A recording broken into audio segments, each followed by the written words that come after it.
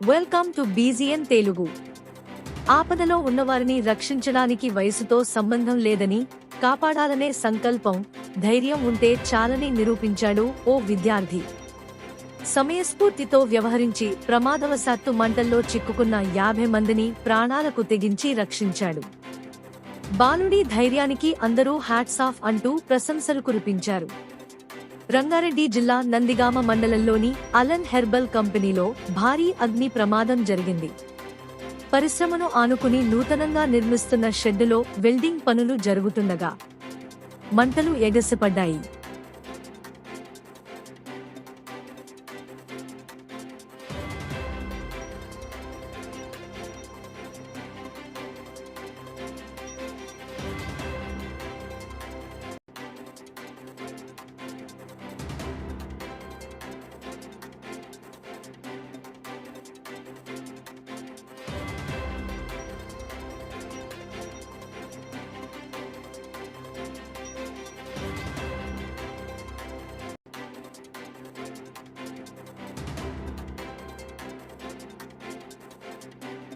ప్రమాద సమయంలో కంపెనీలో సుమారు 300 మంది కార్మికులు ఉన్నారు.